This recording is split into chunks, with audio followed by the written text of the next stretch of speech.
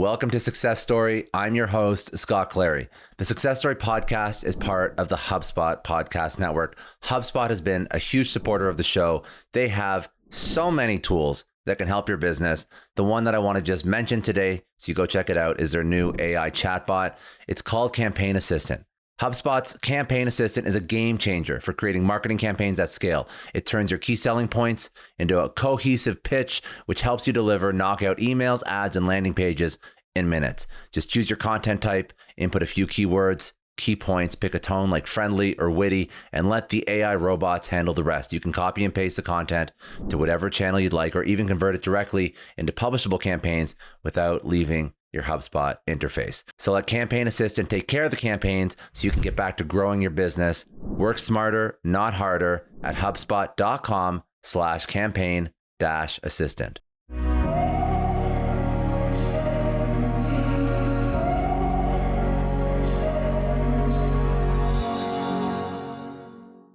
So December the 15th, 2005, I was working in my dad's pub, his bar, in my hometown.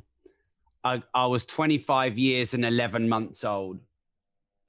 And something happened in that bar that definitely changed the course of both my financial life, but also my mindset around life. And to put you in the picture really quick, my dad had pretty much raised me to be an entrepreneur from age 6. He got me working in his pubs, bars, and clubs age 6, taking money off the customers, emptying the pool tables, the slot machines, restocking up the beer kegs and the drinks cabinets at age 6. And he'd pay me £1 a week. And I'd go down to the local sort of everything store before Amazon, and I'd buy a picture of a Ferrari, a picture of a Lamborghini, picture of I loved the Mustang or the Corvette. And every week I'd buy a supercar picture for my £1, and I'd put them up all on my wall. And I just loved the fact that my dad seemed to have this freedom. He had always had a big lump of cash in his pocket. And back then, the paper notes were so big. I know I was small, but the paper notes were so big. And I just loved work. I loved working more than I loved going to school. And but I had to go to school, unfortunately. And I did my exams and did quite well. And then all of a sudden, I'm at university. And I'm on the last day of university, and I'm getting a degree in something I'm not interested in at all, which is architecture. And I've built up all this debt, and I have no idea what I want to do with my life. So my mum phones me up literally the day I graduated, and she said, "Can you come and work at the pub for a month or two? Because Dad's not very well. I'm a bit worried about him. And then you can figure out what you want to do with your life." And 3 years later, I'm still there, and it brings me to December the 15th, 2005. And now I'm £50,000, which I guess is about $70,000 now, in debt, living in my mum and dad's pub with them, age 26. I mean, that's quite sad. I'm uncoachable. I'm skeptical. I've got a chip on my shoulder. I hate life. I'm scared, but it comes across as arrogance. And then I'm pulling beers in the pub at 1 o'clock, really busy, December the 15th, freezing cold in the UK in December. And my dad just has this massive nervous breakdown in the pub in front of all the customers. He started eyes rolling around the back of his head, convulsing and shouting and screaming and squealing. It was all gibberish. I managed to get him out of the front of the pub. I got him to the front, hopefully trying to hold him against the wall, but all the customers had come out to watch. The police had got called, and 2 policemen got out of a small van. One looked about 19 years old, and they beat him up. They got batons out and they smashed him around the back of the legs, the knees. They tied him up. They put him in the van. They arrested him. They sectioned him, and they diagnosed him with bipolar disorder. And that was almost 16 years ago. And in that moment, seeing my mum crying her eyes out, my sister crying her eyes out, all the customers watching, I felt intense shame, but I was frozen scared to do anything. I was about a brown belt in martial arts at that point. It's probably smart that I didn't go and fight the police, but I just didn't have the courage to do anything. And, I wouldn't say that was the one moment. Everyone pins everything on the one moment. It wasn't like that for me. It was like for weeks, I hated myself and I felt such shame. And my dad had paid for school, paid for university, paid for my first house, given me a job. And I'm supposed to be an entrepreneur and I'm nothing. And I hated myself. But in those few weeks of self-loathing, I started to take opportunities that were always there, but I didn't know, Scott. So, I went to a property meeting for the first time, even though I hated yuppies and I hated entrepreneurs. I hated anyone in a suit. I like to rage against the machine. I was like, no, I hate all this. Yuppies, ugh. But I didn't hate that. It was just my own fears projecting out. And so I forced myself to this networking event. And at the end of that networking event, I met someone. And we're still business partners today, 16 years on. And I'll keep the story really short, Scott, because this is the CV bit. But I got myself out of the 50 grand's worth of debt in my first year selling property deals for a company that this guy had helped me get a job in. I made nearly 100 grand clear in that year and I got out of debt, paid all my debts off, even bought myself a Nissan 350Z, bought it for cash. The next year, and we bought 20 properties in that year on the side. The next year I bought 30 properties and we set up my company Progressive. Fast forward now, we have 1,540 tenants across hundreds of properties. We've just finished a 99 apartment, 159 tenant block, which made £14,377 net profit in November 21. Congratulations. We've done hundreds of millions in education revenue. I broke the world record for the longest public speech, not once, but twice. I've written 18 books. I've got 1,000 podcast episodes, often, top in business and entrepreneurship, raised hundreds of thousands, maybe even millions for my foundations, the Rob Moore Foundation. And, there's other bits and bobs I've done along the way. I'm probably the most proud of retiring my dad and mum. Mm-hmm. Only 3 years after I bought my house, I bought my car and I retired them. And that's probably, for me, a more proud moment than all the business accolades. But really, I feel like I've just started. We were just talking off air before about how we're all comparing ourselves to someone, and Joe Rogan's got a bigger podcast than me. So I feel like I've got a lot more work to do.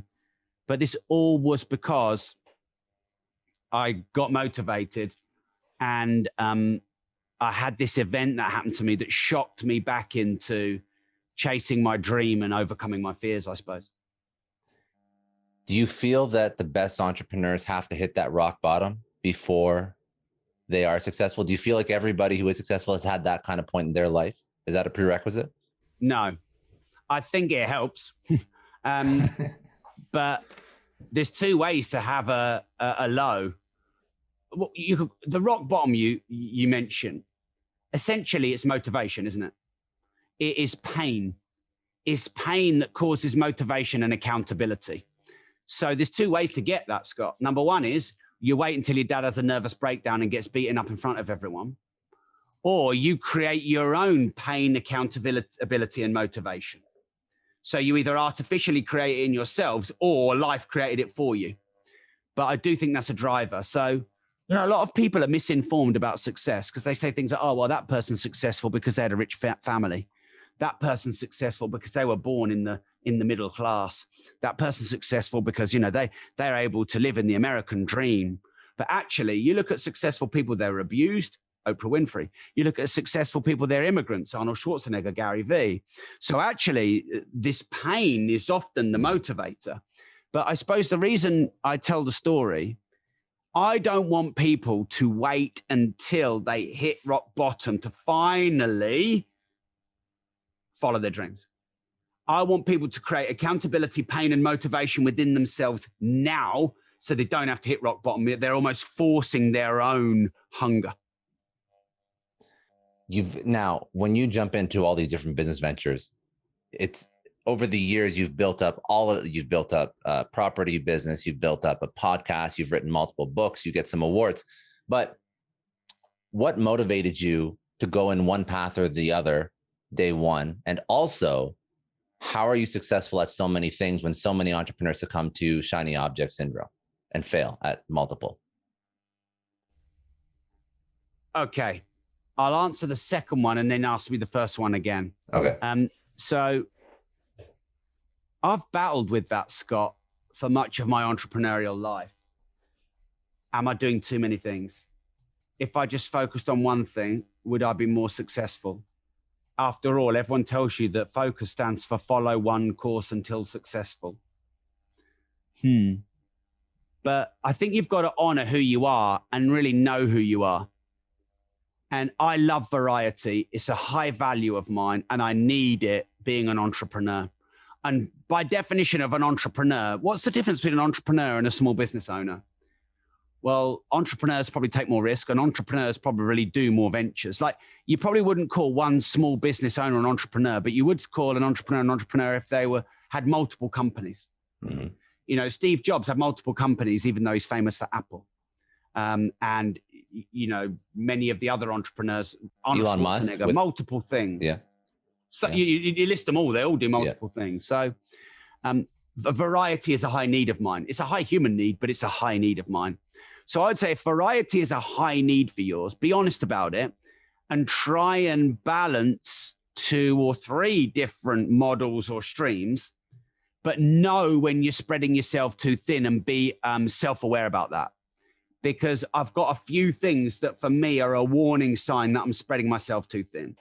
Like, maybe I'm overwhelmed, or maybe there's too much in my diary. Or sometimes, Scott, I sit down and I go, I'm doing a lot of things, but I'm not doing any of them very well. And then I just have to say no and push a few things back and delay a few things. Not enough things, not enough variety, too much things, dilution of skills and focus and results. And we've all got our own sweet spot. It is wrong to say you should do one thing. It is wrong to say you should do 10 things. It depends on you, but you probably shouldn't do 10 things straight away. And you probably shouldn't do one thing forever. One thing forever is a risk. 10 things straight away is too thin. You've got to find your ideal balance. And for me, it's probably running 3 different ventures at the same time. So at the moment, I'm running my training organizations, but on a strategic level.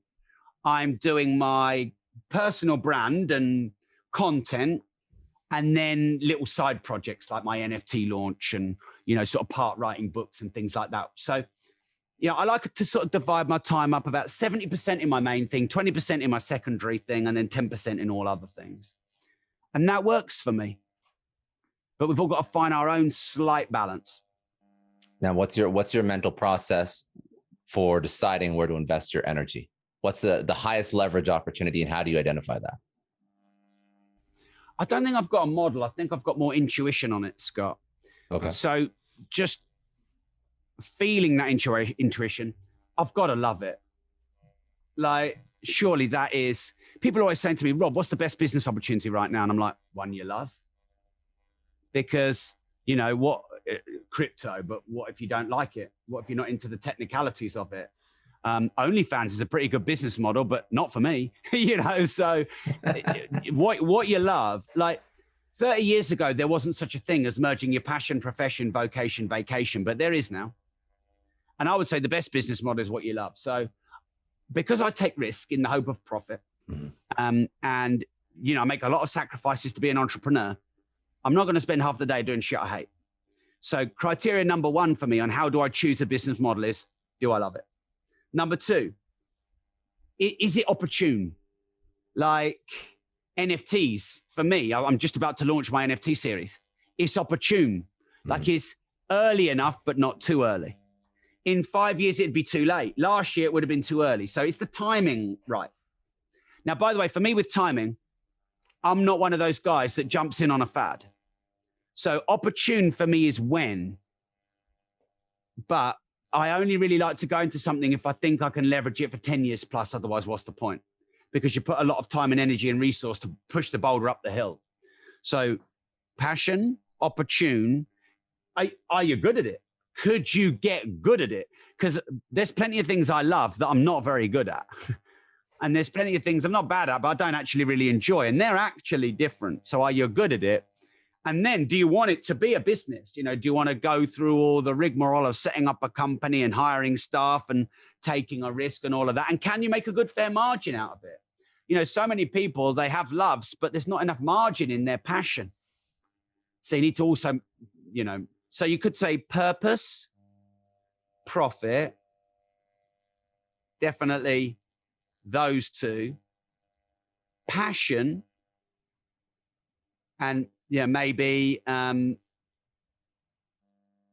timing that begins with P. I was going to say, you got to think of something that. Yeah. See, I'm trying to make up a model for you on the spot because you said, have I got a model? Well, listen, it's not bad on the spot. I'm not going to lie. It's a pretty good framework. That's it. There's always a framework somewhere, even if it's not at a surface level. If you dig deep enough into what you do and what's made you successful, there's something under there that can be taught out, can be pulled out, can be repeatable to some extent. But 100%. The only thing is, as soon as you get a model, the world changes. That's also true. So, with a platform, it's definitely if I was teaching business and I was trying to make everything start with P, platform would be in it. And I just actually got a 90-day ban from YouTube.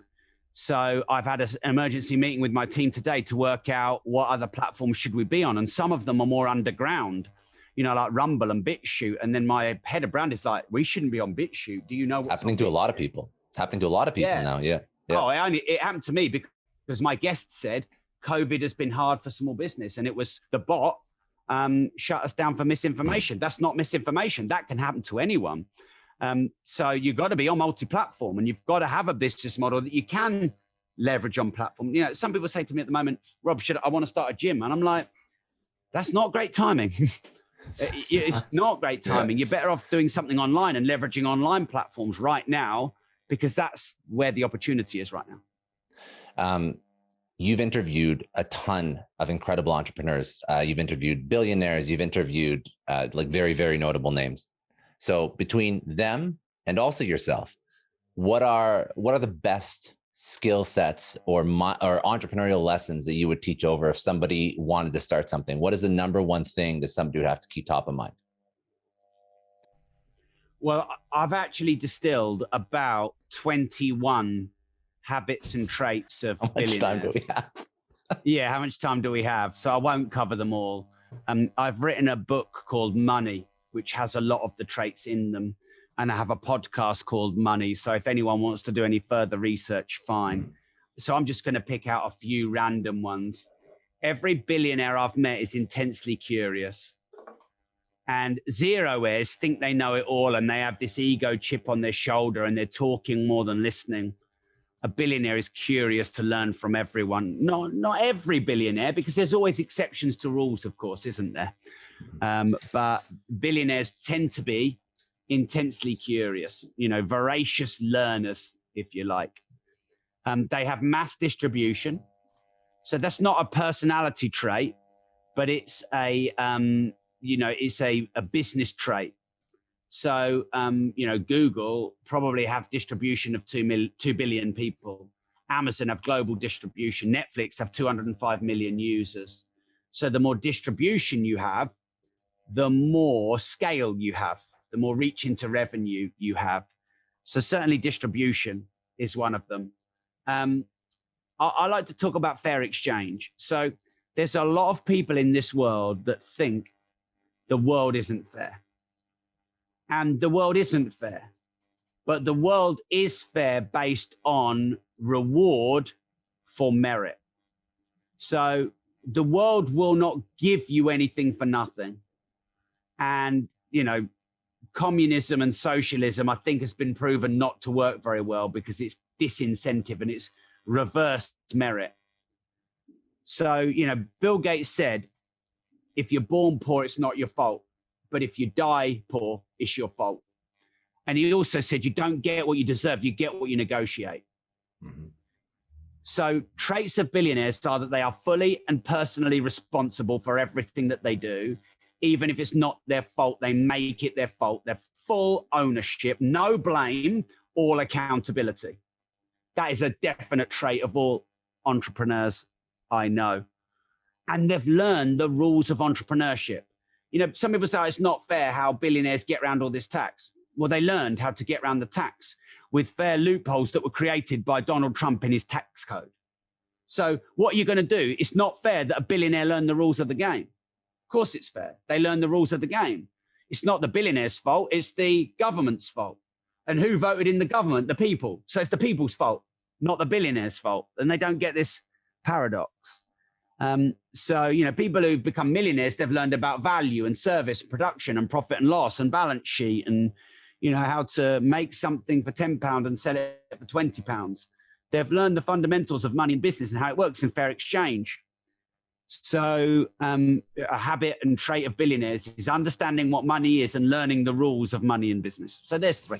A quick break from this podcast to recommend another podcast that you have to check out. It's called The Product Boss. It's hosted by Jacqueline and Mina. It's part of the HubSpot podcast network. If you have a physical product, this podcast is hyper tailored to you. It's going to help you take your business to the next level. In a recent episode, for example, they spoke about the power of TikTok for product businesses and how to use it to drive sales. And as somebody who is a little new to TikTok, I really learned some great tips for creating content that actually converts viewers into customers. They have a workshop style format that makes it really easy to follow along to take your business to the next level. So if you sell physical products, subscribe to The Product Boss wherever you get your podcast to unlock social media, marketing, and business strategies that create your dream business and then your dream life. Those are great. I want to ask a couple mindset questions because you have a couple points that you speak about often that I thought are really interesting.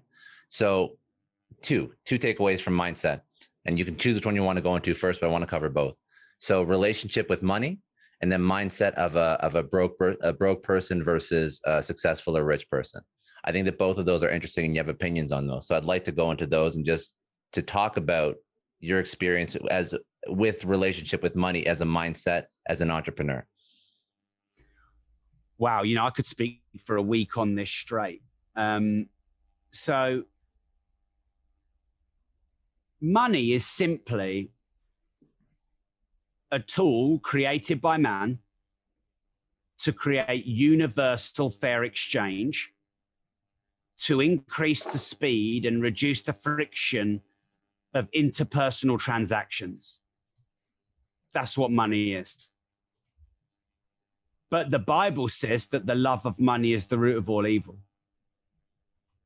So many people who have religious beliefs are indoctrinated with a negative mindset around money. And, in some religions, lending money and charging interest is, a sin, if you like. It's even, I think, illegal. It's certainly immoral in some religions and cultures. So the Bible, I can't say the Bible was wrong because I don't know the context in which it was written. But what I can say is the love of money being the root of all evil, that is wrong. That is wrong. What is evil is humanity. Because money isn't conscious and money doesn't have emotion. So money can't be evil. Like, imagine someone committed murder with a hammer. You wouldn't try the hammer for murder and put the hammer on trial in front of a judge and jury. Because the hammer is a tool, and we all know that the hammer is a tool. And none of us debate it. We don't go, that hammer is evil. And when we get a hammer and it nails in a piece of wood, we don't go, this hammer is virtuous. It's a hammer. But money is no different to a hammer. A hammer is a great tool of leverage that humanity created. Money is a great tool of leverage that humanity created.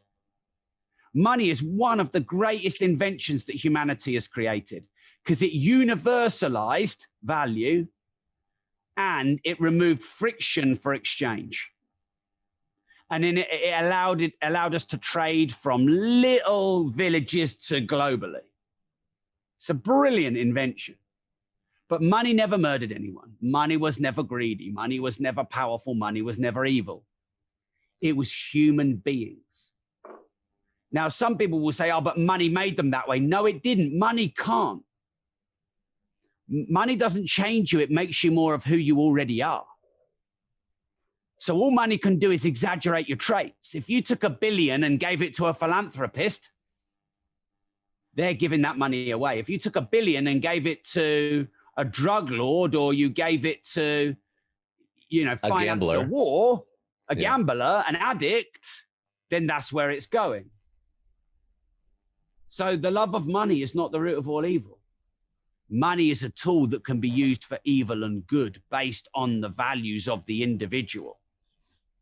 So if you want to get really good at making money, you separate emotions and money.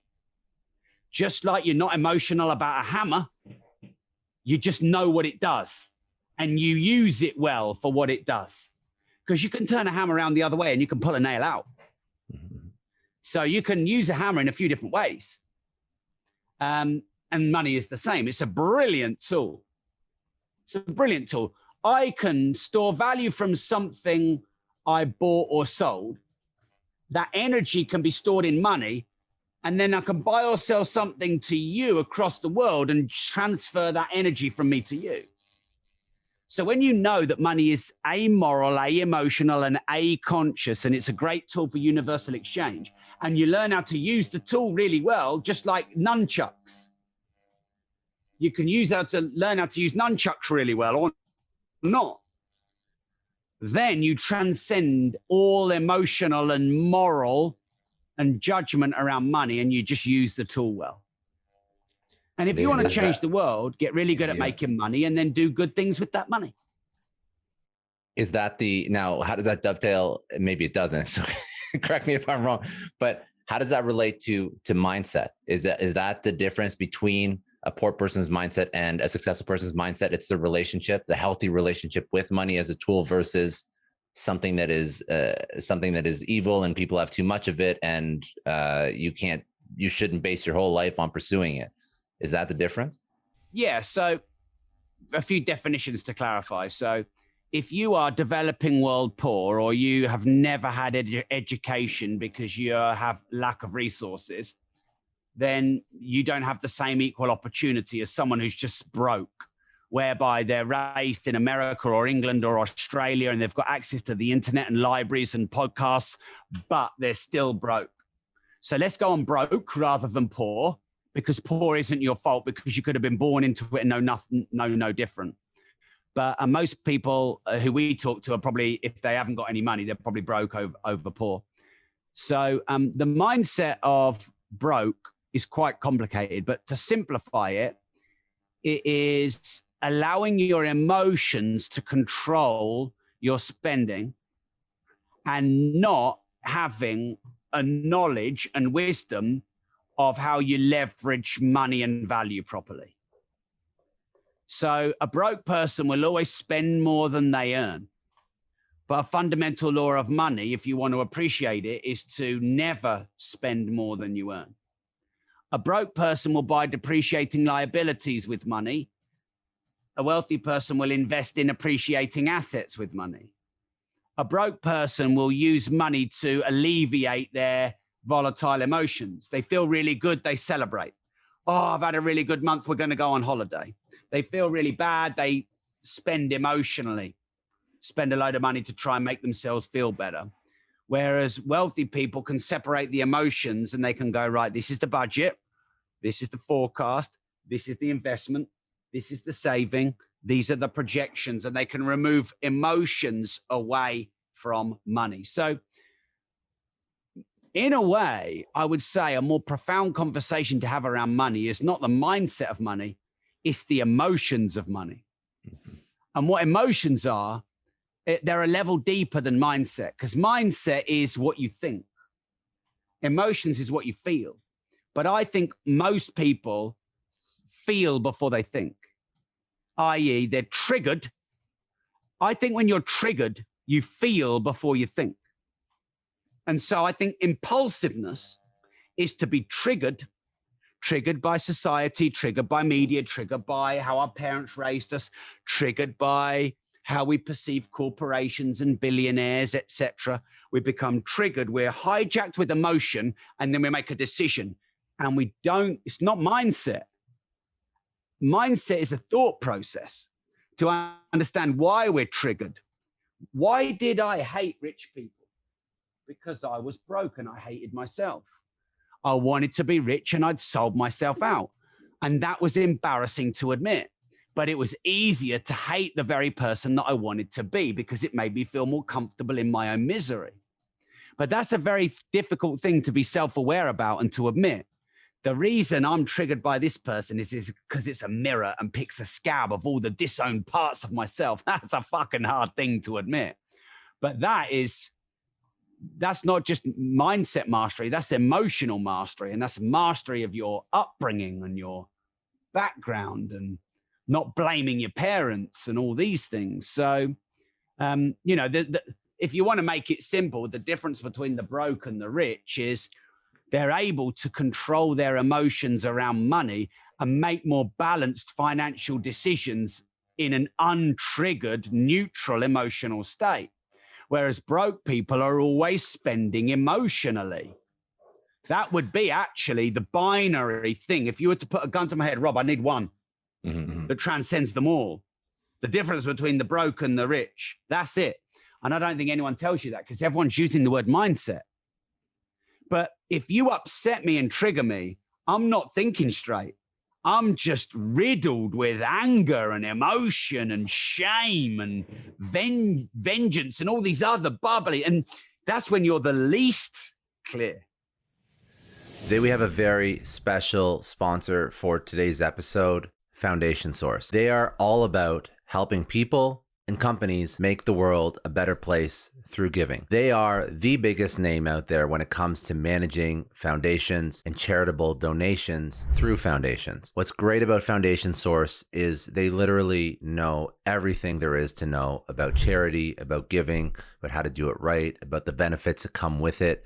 They use incredible technology to make giving easier for foundations, for individuals, for companies, and they've put together an incredible guide called the Guide to Tax Strategies for Private Foundations. It's packed with tons of tips for anybody that wants to make the most of their giving, especially when it comes to saving on taxes. This guide is a must read if you're into helping others and you want to do it smartly. They speak about the 4 main tax benefits associated with foundations, charitable causes, and the nuances of mastering something called the Form 990-PF. Very important if you are considering putting together a charitable plan. If you're focused on philanthropy, charity this Christmas season, this holiday season, go to info.foundationsource.com/XM-tax-benefits-P. That is info.foundationsource.com/XM-tax-benefits-P. That's where you're going to get your 2023 guide to tax strategies for private foundations. I thought it was interesting that you put out a podcast called Money. You wrote a book called Money because all the entrepreneurial things that you speak about, you hear those. You hear the curiosity, you hear the tenacity, the grit, the perseverance. The one thing that I think a lot of people don't speak about enough is the importance of having that healthy relationship, mindset, and emotion with money if you're going to build anything.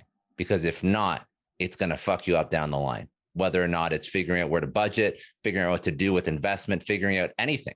It's going to fuck you up. But I've never really heard somebody speak about it until you, and you sort of straddle that. You live in the entrepreneurship world, but you made a point to build out assets that exclusively focus on that concept and on the topic. I thought it was just really interesting. I want to, yeah, for real, rock on. Okay. I want to do a couple rapid fire because honestly, man, like you're a smart dude. We could go for a long time, but I want to respect your time. Maybe we do an in-person sometime too, whatever it is. But I want to do some rapid fire. Most importantly though, before I pivot to close this out, where do people reach out to you? Where do they get all your content, your best socials, your website? So robmoore.com is my website. You can find me Rob Moore or Rob Moore Progressive on all media, social media, except OnlyFans. Not yet. My podcast, I've actually got 2 podcasts. Let's just focus on the money one for now. You'll find my other one when you find that. And yeah, I'm all over Amazon. Got loads of books on money and business and personal development and mindset and all that kind of stuff. Awesome. Okay, let's do a couple rapid fire.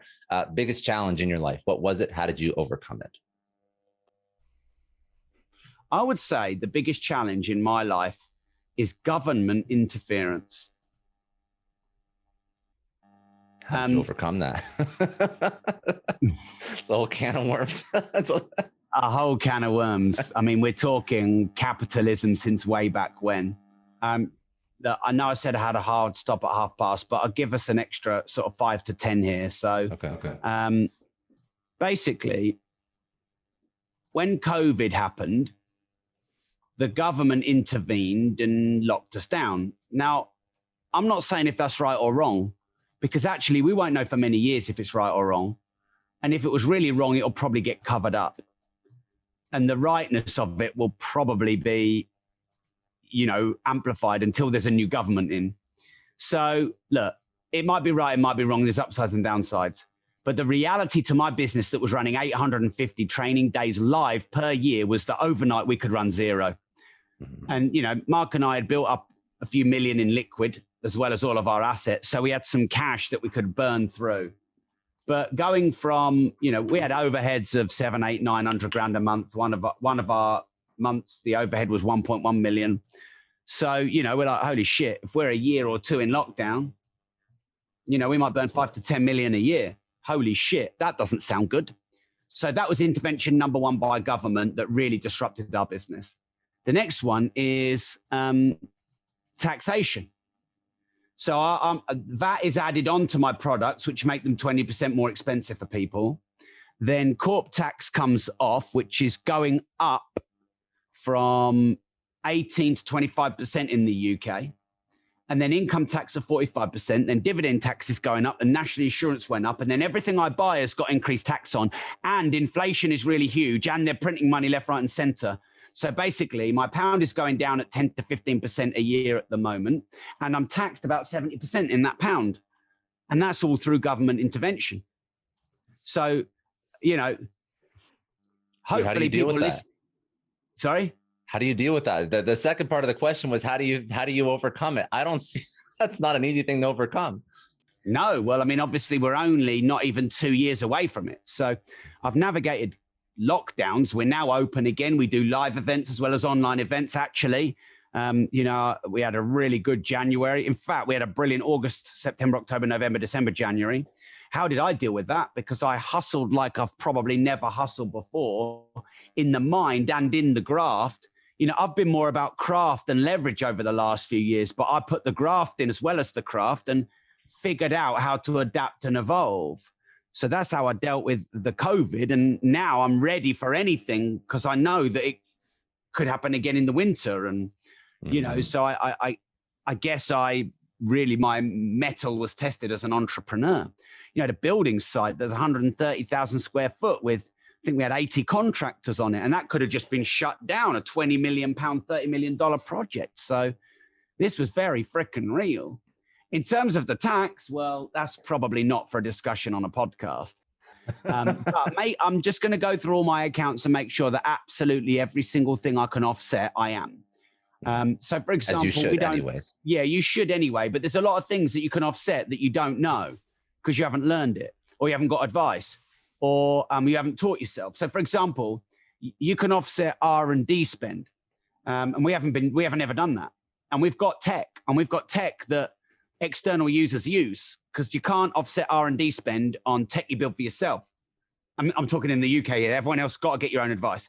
But in the UK, you can offset R&D spend on tech that you sell. And we've got 3 pieces of tech. And we've been doing it for 15 years and we haven't offset any of the R&D tax. So we're doing that right now. So, I basically have to make sure that I'm running my company in a responsible way and I'm offsetting all the costs that I can.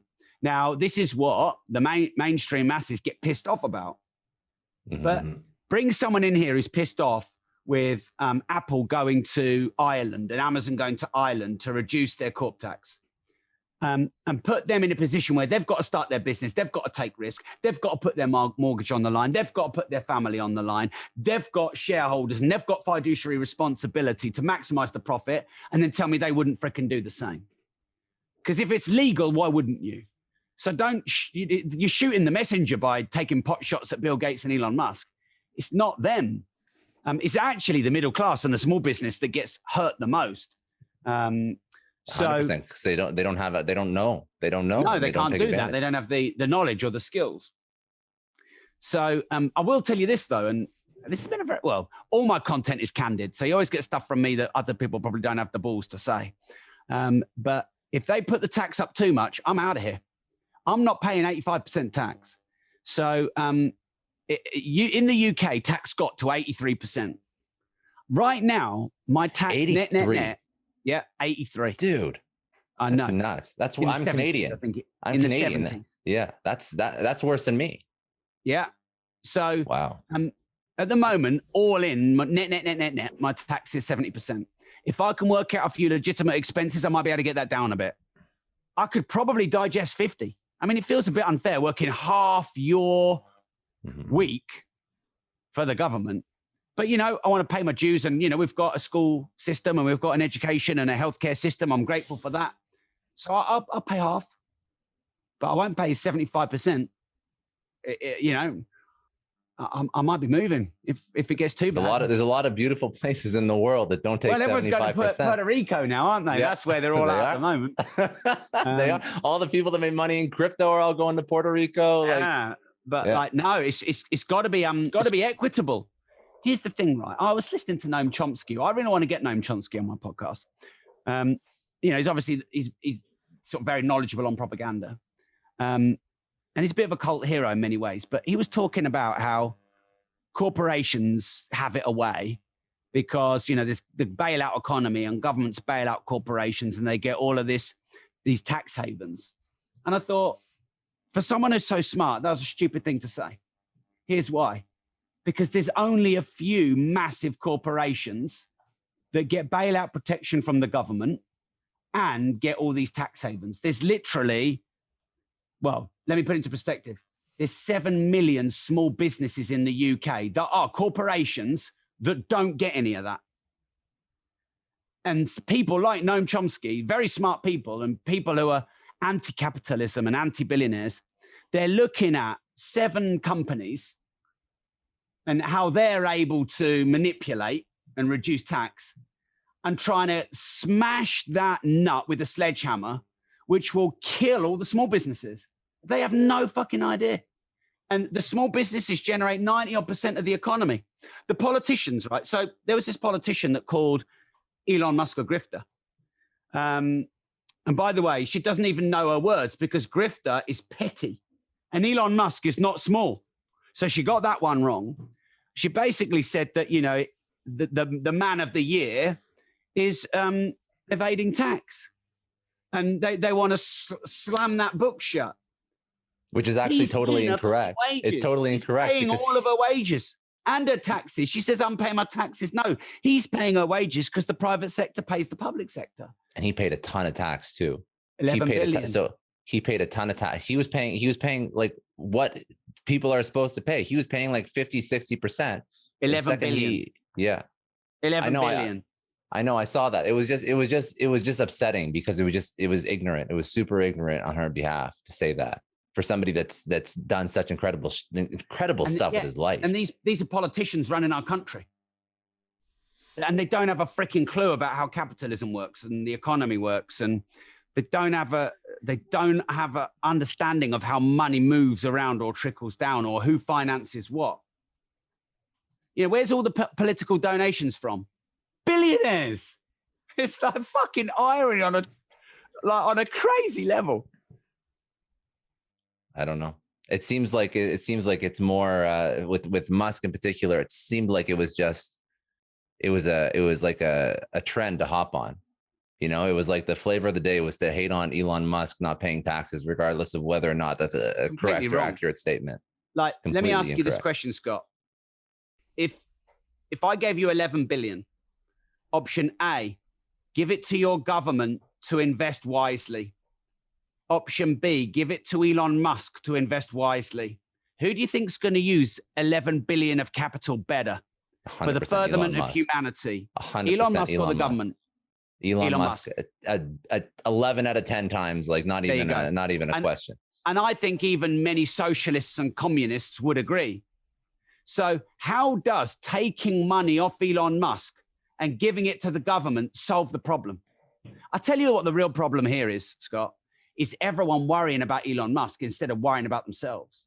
Because all the people who are attacking Elon Musk, if you started a meaningful enterprise that made a difference in this world, and you started building products and services that people value, and you started building wealth, then you could contribute to the economy. Instead of, like, I interviewed Peter Schiff and he said, government's way too bloated. There's too many people in government. So a lot of our taxes are immediately just going on a bloated government on a wage bill.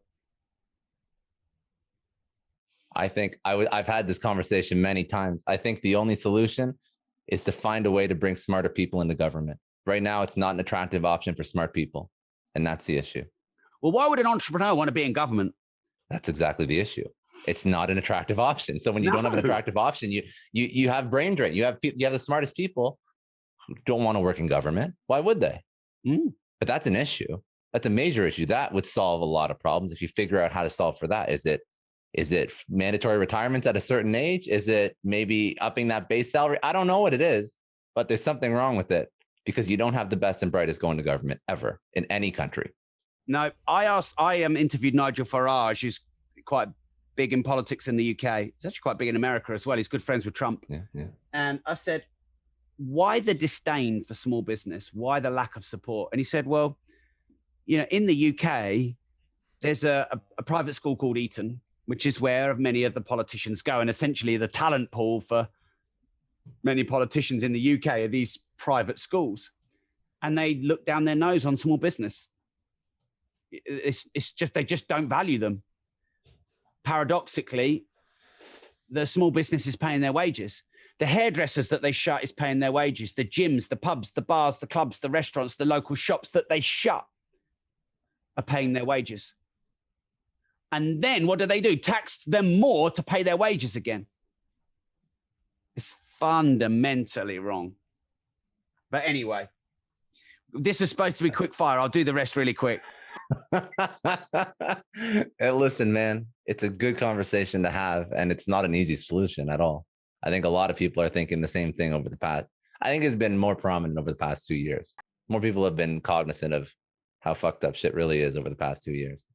All right, let's do these.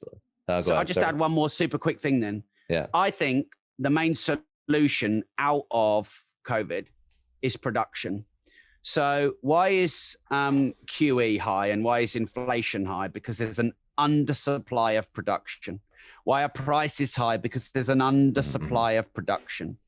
And across the world, we've got this, but I need to work from home now. And, well, my mental health's, really being affected. By the way, if people have got genuine mental health, fair enough. I definitely do not look down on that. Don't forget, my dad has bipolar. But a lot of people are saying their mental health is affected when they're just tired or they've just had a couple of bad days. I need to work from home and I need work-life balance and yada, yada, yada, yada. Well, look, if we're in booming economic times of prosperity, then all of that shit and a 4-day work week and all of that, let's put it on the table. But when if there was a war, would people be going, well, I need to do a 4-day week in this war because my mental health is affected? No, pick up your freaking gun and go and fight. And the way we get out of this shit, I think if people knew how shit the economy could be for a decade, they would take note. It's production. You build up production, you build up supply chains, and production is work. So basically everyone needs to get back to work and work hard and build and produce and solve. This is the way out of it. But there's this counter mindset of, I'm tired and I'm offended and fuck, man, come on, wake up and build shit and make shit and get the production up. That's what you need to do. I'm an entrepreneur, so I guess I'm a little bit biased, but I know with my staff, if they just do their job well, I'm going to keep them. And I know if they do their job 20% better than before COVID, I'm going to pay them more. But what a lot of people do, I want to do a 4-day work week and, I want to bring my problems to work and all this stuff. And this is, by the way, it's not even on the people, it's on society. It's on government. It's on media. You know, that guy fired 900 people on Zoom and he got a massive lambasting for it. If that company is in financial trouble and firing 900 people means that that company survives, that entrepreneur is brave. And tell me anyone else who would have had the balls to do that. And he got a load of shit for it. A load of shit by a load of people getting paid in civil service who got furloughed in lockdown. Fuck. Come on, people.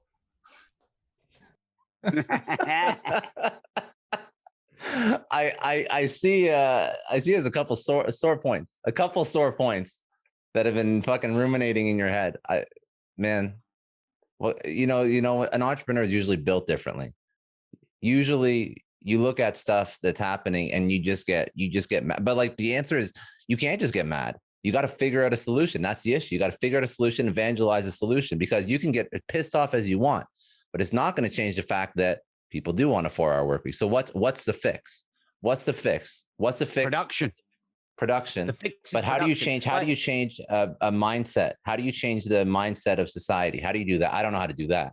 That's a different. I work nonstop. I'm cool with it. We're on the same wavelength, but I don't know how to get somebody who wants a 4-hour week to not want a 4-hour work week or 4-day work. I think you've got to teach. Well, Tim Ferriss needs to. I bet he's worked 5 hours. Tim Ferriss. That's right. So I think you teach them really how the world works from a younger age, because they don't get it. Like proper education from the people who want to work less, they want to do less because they think that's going to make them happier. But actually, life is the opposite. You feel the best when you produce and you get reward and you overcome challenge. So basically, we have to build and produce and overcome challenge and do hard things. And when we do those things, we get those feelings of fulfillment, which are far deeper and more meaningful than those transient feelings of, I feel good now, I don't have to go to work on Friday. Mm-hmm. So it's about teaching people actually understand 100%. What feeling good is and what reward really is. Yeah, I agree with that. Okay, let's keep going. I feel like we could do more on this. Let's keep going. All right. Couple other lessons to pull out from your life. Who was the biggest influence in your life? You had many people that have influenced you. Who was the biggest influence, and why or how did they influence you? My dad, when I was young, as I said, because I wanted to be him. John DeMartini, probably in terms of mentoring and wisdom and education on understanding the neutrality and the balance of life, and how every upside has a downside, and in every stressing hides a blessing, and a lot of understanding of polarity and how human beings separate things. So, battery wouldn't work if it didn't have a positive and a negative. In an atom, I think you have a positive and a negative. You have a male and female in terms of sex, but also plugs to male and female. A screw has a hole and a screw. So basically everything has this polarity, which creates neutrality. But what human beings do is we create extreme. So, if infatuation and fantasy is perceiving only upside. Depression and anxiety is perceiving only downside. John DeMartini taught me that actually everything has both, and there is neutrality, and everything has equal upside and downside.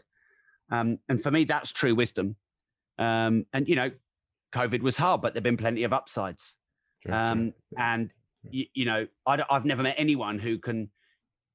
I remember hearing John DeMartini talk about 100 upsides of 9/11. And I was like, whoa, wow. And he often talks about the upsides of his wife dying. Whoa, wow. When I say often, he's talked to me about it a couple of times. I don't know how much he publicizes it. But wisdom is understanding what is, not what you feel. And what you feel is, I feel good. What does feeling good mean? It means thinking everything is good, i.e. not seeing the things that are not good. What does feeling bad mean? Seeing everything that's bad and not seeing everything that's good. So for me, it takes a little bit of while to truly get your head around. But for me, that's the ultimate form of wisdom is polarity and neutrality and balance. If you could tell your 20-year-old self one thing, what would that be? Stop drinking and chasing women. Good advice. Very good advice. And last question, what does success mean to you? doing meaningful and useful things to as many people as possible.